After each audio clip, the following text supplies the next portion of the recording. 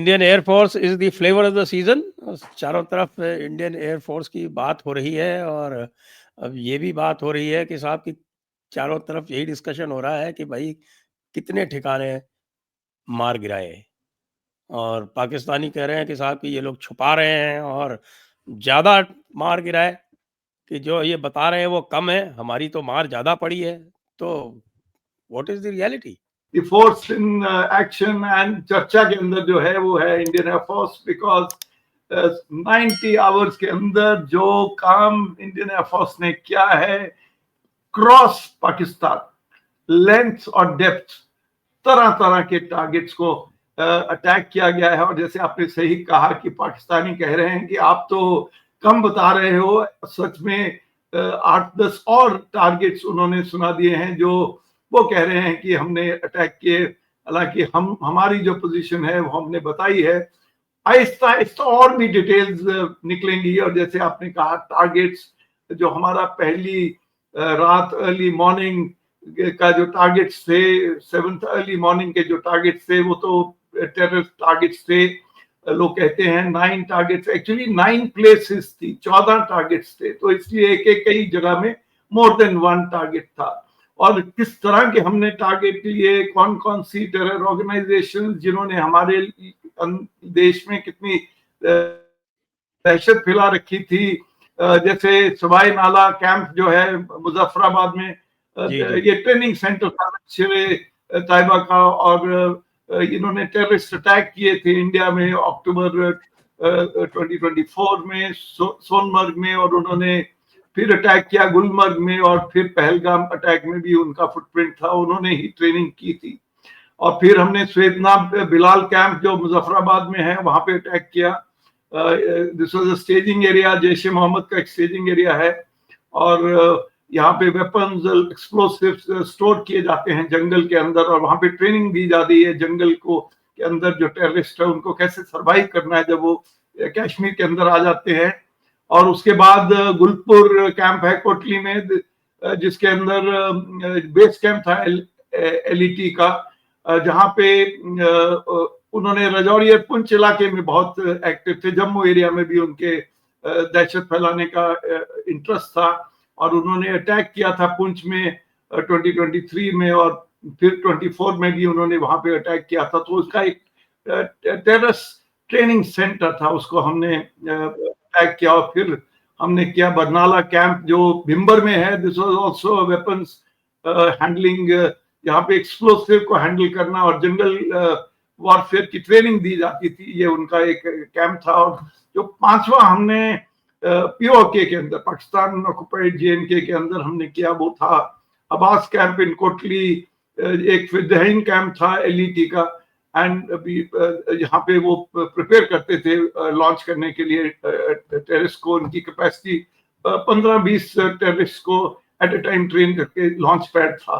तो ये टेररिस्ट तो पीओके में थे। मगर देखो आगे हमने बालाकोट में जावा टॉप में अटैक किया था, मगर इस बार टारगेट जो पाकिस्तान के अंदर, पंजाब के अंदर जो टारगेट थे वो बहुत महत्वपूर्ण थे। और इनमें आप जैसे जानते हैं, और इतने दिन से हम इसके बारे में चर्चा कर रहे हैं, सर्जल कैंप सियालकोट टेररिस्ट वकील जो जम्मू एंड कश्मीर के पुलिस के अगेंस्ट उन्होंने टेरर अटैक किया था मार्च 25 में, और उनको वहां पे भी ट्रेनिंग कैंप था। फिर महमून जिया कैंप इन सियालकोट, जहां पठानकोट के एयरफोर्स के बिल्कुल ऑपोजिट है, और उन्होंने ही पठानकोट एयरबेस के ऊपर जो अटैक किया था उन लोगों ने ही अटैक किया था। और फिर मरकज तैयबा कैंप इन मुरीद के, जहां पे टेररिस्ट हुआ participated in 2008 Mumbai terror attack, वो लोग वहां पे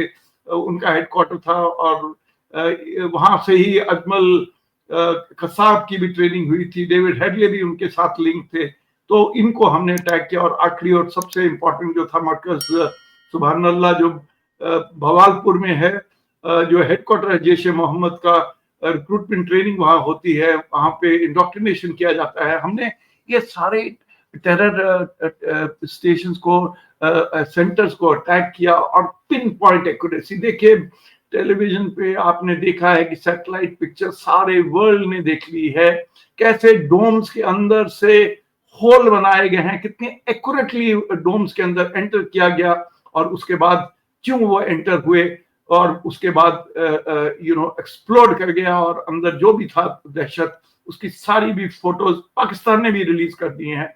और आप जानते हैं कि उनके जो टेररिस्ट मरे उनके लिए जो फ्यूनरल हुआ वहां पाकिस्तान आर्मी ने पार्टिसिपेट किया, उन्होंने भी फोटोज रिलीज की। तो टेरर कैंप्स का काम हमने पहले दिन तकरीबन कर दिया था, हालांकि और टारगेट्स थे, तकरीबन 21 टारगेट्स आइडेंटिफाइड थे और वो सब्सिक्वेंट डेज में भी किए जा सकते थे, मगर उस रात को पाकिस्तान ने अर्ली मॉर्निंग एक रिस्पॉन्स करने की कोशिश की, जिसके लिए हमने रियलाइज किया कि समय आ गया है कि हमको उनके कुछ एयर डिफेंस सिस्टम्स को न्यूट्रलाइज करना है। लाहौर के पास HQ-9 है, उस HQ-9 को सबसे पहले न्यूट्रलाइज किया गया because that was affecting India's operations. और उसके बाद तरह तरह के हमने टारगेट्स लिए। देखिए पाकिस्तान एयरफोर्स के पास टोटल 19 एयरफील्ड्स है, टोटल 19 एयरफील्ड्स है, उसमें से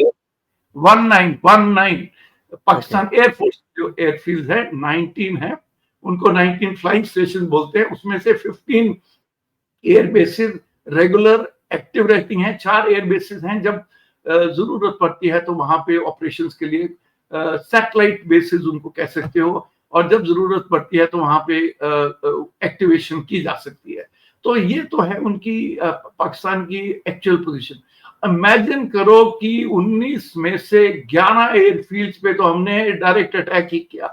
और क्या किया, क्या हम चाहते थे कि उनके रनवेज को बंद कर दिया? हाँ, कई रनवेज के ऊपर आपने देखा कि हमने रनवेज के ऊपर छेद किया, मगर हमने बहुत तरह के इंफ्रास्ट्रक्चर को हिट किया। हमारे कमांड एंड कंट्रोल सेंटर्स, हमने उनके रेडार्स को अटैक किया, हमने उनके एम्युनिशन डंप्स को अटैक किया, स्टोरेज एरियाज को अटैक किया, उनके रेडार्स, उनके एयर डिफेंस सिस्टम जो थे इन एयर बेसिस के ऊपर या उसके अलावा रेडार्स जो जहां जहां थे। कुछ एग्जांपल्स मैं आपको दे सकता हूं। जैसे सबसे इंपॉर्टेंट बेस जिसके बारे में सबसे ज्यादा चर्चा हुई है वो है नूर खान बेस, जिसको पुराने जमाने में चकलाला बेस कहते हैं। चकलाला है इस्लामाबाद और इस्लामाबाद और रावलपिंडी, रावलपिंडी उनका मिलिट्री आर्मी का हेडक्वार्टर्स है और इस्लामाबाद उनका कैपिटल है। उनके दोनों के बीच में ये एयरबेस है नूर खान। नूर खान नंबर 2 एयर चीफ थे, सेकेंड एयर चीफ थे पाकिस्तान के। और इस बेस के ऊपर स्ट्रेटेजिक एसेट्स हैं, C-130 एयरक्राफ्ट है, IL-78 है, और उनके पास यहाँ एक कमांड कंट्रोल सेंटर है। और हमने उस कमांड एंड कंट्रोल सेंटर को हिट किया है। ये अंडरग्राउंड है, यहाँ पे पाकिस्तान आर्मी के चीफ या वॉर कमांडर्स आके बैठ के वॉर को मॉनिटर करते हैं। और वहां हमने उस सेंटर के थ्रू एंड थ्रू जो अंडरग्राउंड है उसके अंदर हिट किया। सरगोदा एयरफील्ड जो है वो जैसे हमारा अंबाला अराउंड 200 किलोमीटर डीप है, वो 200 किलोमीटर उस तरफ की तरफ डीप है। जैसे हम अंबाला को इंपॉर्टेंस देते हैं, हमारे जैगुआर, रफाल, उसके पहले MiG-21 तरह तरह के जहाज रहे हैं, उनका सरगोदा एयरबेस बहुत इंपॉर्टेंट है। वहां पे F-16 है, फाल्कन 20 जो जैमिंग इलेक्ट्रॉनिक वॉरफेयर एयरक्राफ्ट है, मिराज एयरक्राफ्ट है, JF-17 थंडर्स है। तो ये सरगोदा एक इंपॉर्टेंट बेस है। सरगोदा का दूसरा इंपॉर्टेंस ये भी है कि किराना हिल्स जो तकरीबन 10 किलोमीटर दूर है इस बेस से, वहां पे अंडरग्राउंड स्टोरेज है उनके न्यूक्लियर फैसिलिटीज के लिए। तो इसलिए सरगोदा को अटैक करना एक सिंबॉलिक है। बोथ 65-71 वॉर में इंडिया ने सरगोदा को अटैक किया था और it had paid great dividends. Bholari एक और इंपॉर्टेंट बेस है। बुलारी में F-16 है, बुलारी के अंदर JF-17 भी हैं। वहाँ SAP 2000 जो उनका AEWC जिसको एयरआई कहते हैं, स्वीडिश एयरक्राफ्ट है, वो भी बुलारी में है। Bholari is north of Karachi, about 150 kilometre north of Karachi है। बहुत इंपॉर्टेंट बेस है, थोड़ी डीप है, हमारे बॉर्डर से थोड़ा डिस्टेंस है, इसलिए उन्होंने उस जगह में बहुत सिक्योर एक्सेस बनाए हैं। और जब हम इसके अटैक के बारे में बताएंगे कि यहाँ पे 4 F-16 ग्राउंड के ऊपर और एक सैब 2000 ARI ग्राउंड के ऊपर डिस्ट्रॉय हुआ। इन जहाजों की डिस्ट्रक्शन के बारे में हम और बातें भी सेपरेटली करेंगे। रफीकी भी एक इम्पॉर्टेंट एयरबेस है उनके पंजाब एरिया के अंदर, bordering Punjab and Sindh. JF-17 है और पूरी मिराज 3 और मिराज 5 की मेन सर्विसिंग बेस और मेन स्क्वाड्रन मिराज 3 और 5 की रफीकी बेस है। रफीकी को पुराने जमाने में शोरकोट कहा जाता था, जब हम यंग पायलट्स थे हम उसके बाद। जकोबाबाद एक और बड़ी बेस है जहां भी F-16 भी हैं, JF-17 भी हैं, फिर है मुरीद है। मुरीद एक फॉरवर्ड बेस है, रेगुलरली वहां पे एसेट्स नहीं रहते, मगर उसके उधर उन्होंने both bomb and refuelling and other dumps बना के रखे हैं, स्टोरेज एरिया बना के रखे हैं, क्योंकि लड़ाई में वो मुरीद को यूज करेंगे और इस टाइम भी वो यूज कर रहे थे, एक्टिवेट हो चुकी थी। सुकुर है, सियालकोट और पसरूर में मेनली उनके रेडार थे। सुकुर, ये सियालकोट और पसरूर इंपॉर्टेंट है बिकॉज वो पठानकोट के सामने है, बल्ज है, काफी लड़ाई वहां पे होगी, आर्मी की बैटल्स वहां पे होंगी, हर वॉर में हुई है, इसलिए यहाँ का जो रेडार है वो बहुत इंपॉर्टेंट है। नॉर्थ में इस तरफ वो पंजाब को देखता है, गुरदासपुर के ऑपोजिट है, पठानकोट को देखता है, सामने ऊपर जम्मू तक को कवर करता है, वो रेडार बहुत इंपॉर्टेंट है, उसको हमने स्ट्राइक किया। और फिर हम चुनिया और एक और एयरबेस है और वहां पे भी एम्यूनिशन डंप और रेडार है। स्काडू जो उनकी नॉर्दर्न मोस्ट एयरबेस है, बिल्कुल जो बाल्टिस्तान में है, बिल्कुल ले के ऑपोजिट है। और स्काडू एक ऐसी बेस थी कि इंडियन मिलिट्री ने 1947-48 में गवर्नमेंट को कहा था कि आप अभी जल्दी यूनाइटेड नेशंस के पास मत जाइए, we should try to get that area, ताकि हमारा जम्मू एंड कश्मीर का एरिया ऑफ लद्दाख हम सिक्योर कर सकते थे तब। तो वो खैर नहीं हुआ। वह स्काडू एक ट्रांजिट बेस है, चाइना के बहुत नजदीक है। स्काडू में 2 पैरेलल रनवेज हैं और वो सारे नॉर्दर्न एरियाज के लिए स्काडू एक इम्पॉर्टेंट बेस है, उसको हमने हिट किया। उसको अर्लियर 1971 में भी हमने हिट किया था। रहीम यार खान एक एयरफोर्स बेस है, मगर also it's a civil airport.